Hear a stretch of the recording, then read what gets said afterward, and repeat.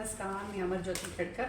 आज आपण पटकन होणारी अळूची भाजी बघतो। म्हणजे अगदी कुकरमध्येच करणार आहे मी, पण तरीही ती चविष्ट आणि छान होणार आहे। हे बघा, ही अळूची पानं आहेत। आता ही हा अळू ह्याचा नाही आहे, वडीचा आहे हा अळू, भाजीचा नाही आहे। भाजीची पानं थोडीशी लाईट ग्रीन असतात, हे डार्क हिरवा रंग आहे ह्याचा।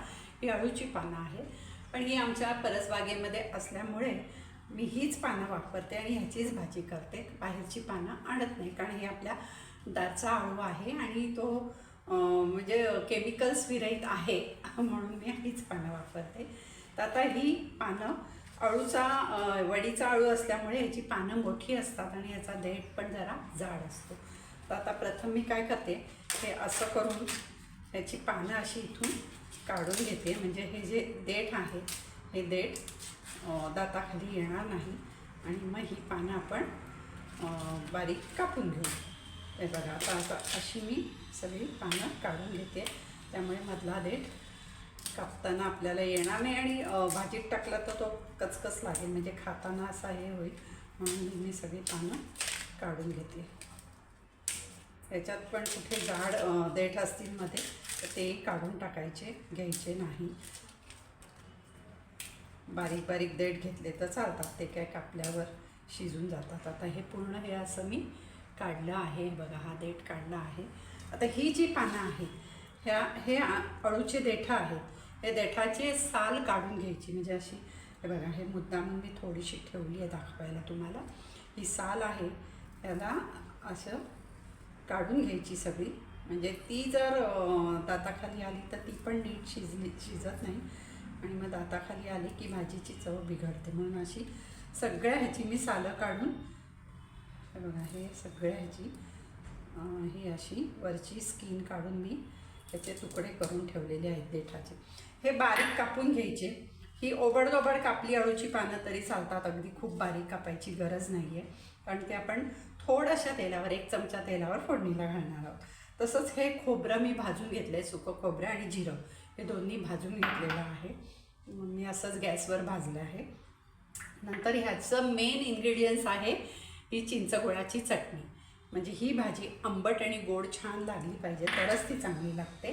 तसंच आपण शेंगदाणे आणि हरभऱ्याची डाळ घालणार आहोत त्याच्यामध्ये। तर मी कुकरमध्ये खाली ही भाजी फोडणीला घालून ही भाजी खाली ठेवणार आहे आणि त्याच्यावर एका वाटीमध्ये हे मी शिट्टी घ्यायला ठेवणार आहे, म्हणजे हे पण शिजून निघेल। आणि बाकी मग फोडणीला मेथ्या घालायच्या आहेत थोड्याशा, एक 4-5 मेथ्यांचे दाणे, कढीपत्ता आणि एक हिरवी मिरची मी आत्ता ह्याच्याबरोबर घालणार आहे। आणि नंतर जेव्हा फोडणी परत वरून करू त्यावेळेला मी हे घालणार आहे, लाल मिरचीचे तुकडे घालणार आहे।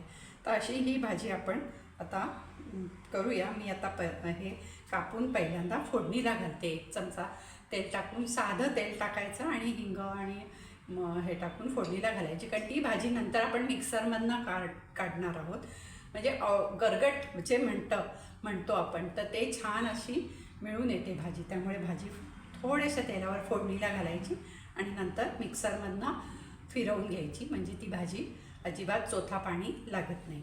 तर आता प्रथम मी हे कापून 1 चमचा तेलावर फोडणीला घालते। हे बघा, अगदी मी थोडंसं तेल ह्याच्यात टाकते, परत म्हणजे भाजी परतून घेण्यापुरता, आणि त्याच्यामध्ये थोडासा मी हिंग टाकते, हिंग आणि हळद।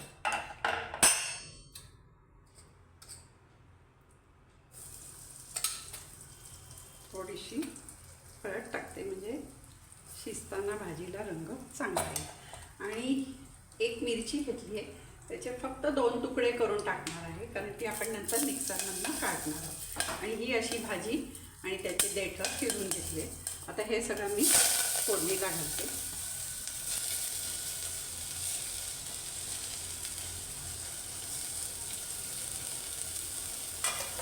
आता हे चांगलं आपण परतून घेऊ, ते लगेच श्रिंक होते भाजी, म्हणजे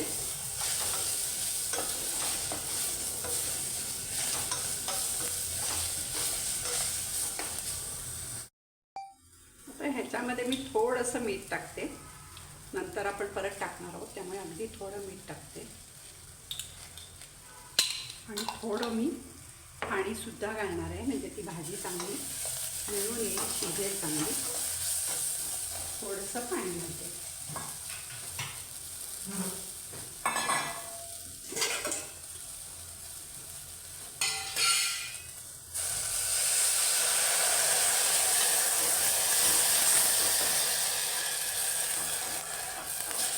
अगदी भाजी शिजण्यापुरता पाणी घातले.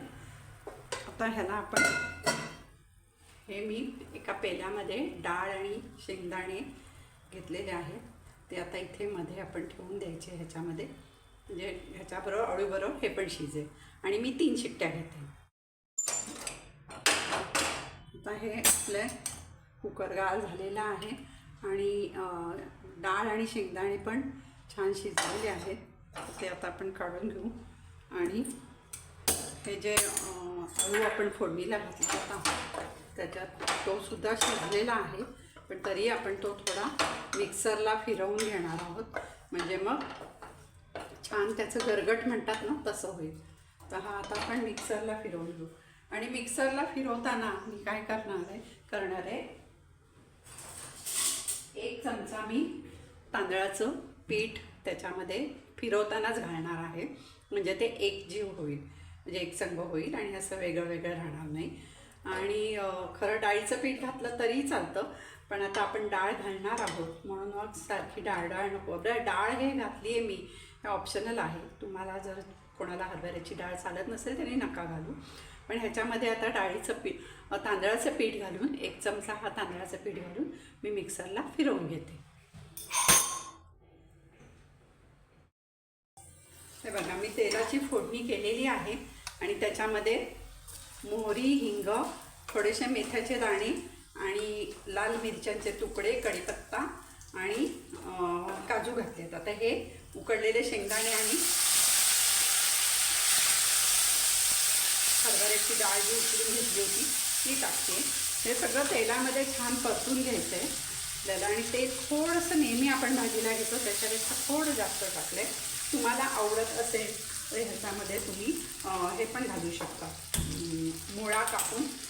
आत्ता ह्या फोडणीमध्ये असा मुळा घालायचा, म्हणजे तो तेवढा फोडणीमध्ये चांगला शिजून येतो. किंवा मग कणीस असेल तर ह्या दिवसात कणीस पण मिळतात, तर कणसाचे छोटे छोटे तुकडे करून ते सुद्धा तुम्ही जेव्हा आपण अळू कुकरला लावतो तेव्हा कुकरला लावायचे, ते सुद्धा कणीस ह्याच्यामध्ये छान लागतं. आता हे छान परतून झालेलं आहे. ह्याच्यामध्ये आता मी हळद घालते. मगाशी पण मी हळद घातली होती. हळदीने रंग छान येतो. आणि हे जे आपण सुकं खोबरं आणि जिरं वाटलंय हे पण ह्याच्यामध्ये घालते मी. हे छान सगळं परतून घ्यायचं.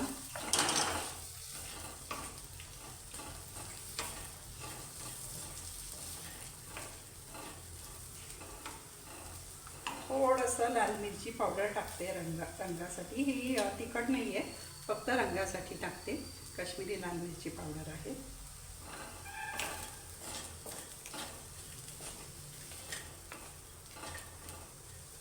थोडीशी धणे जिऱ्याची पावडर टाकते. आता आपण हे टाकणारच आहोत गोडा मसाला, त्यामुळे अगदी थोडी टाकली आहे मी. आणि आपण गोडा मसाला ह्याच्यामध्ये घालणार आहोत.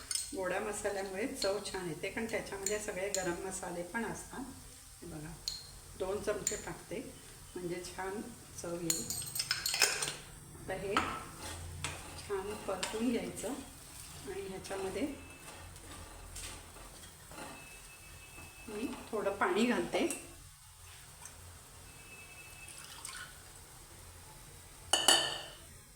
जे मिक्सरचं मी काढलेलं पाणी होतं तेच मी ह्याच्यामध्ये आता घालते, म्हणजे मसाले सगळे पाण्यामध्ये छान म्हणजे त्याचा मसाल्याचा जो वास असतो ना तो निघून जातो.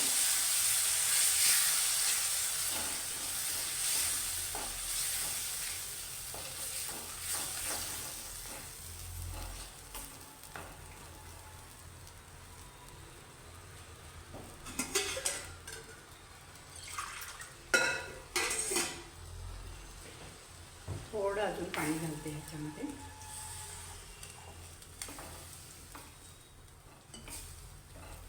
आता आपण चिंच गुळाची चटणी जी आहे ती घालणार आहोत. ही भाजी आहे ना, याला लसूण वगैरे आम्ही घालत नाही. ही चिंच गुळाची चटणी घालते. ही भाजी आंबट गोडच छान लागते.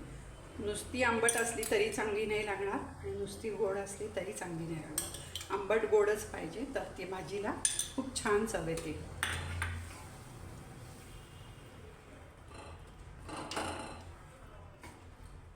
आता याच्यामध्ये हे जे आपण वाटून म्हणजे मिक्सरला लावलेला अळू आहे, हा शिजवलेला अळू आणि अळूचे देठं हे सगळं टाकून देते.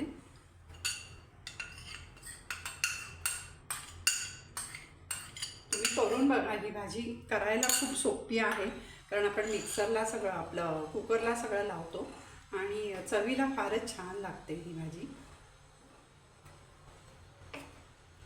तर तुम्हाला किती पातळ हवी आहे, म्हणजे अळूचं फतफतं असंच म्हणतात कोकणामध्ये वगैरे. तर आपल्याला किती पातळ पाहिजे त्याप्रमाणे थोडं पाणी घालायचं.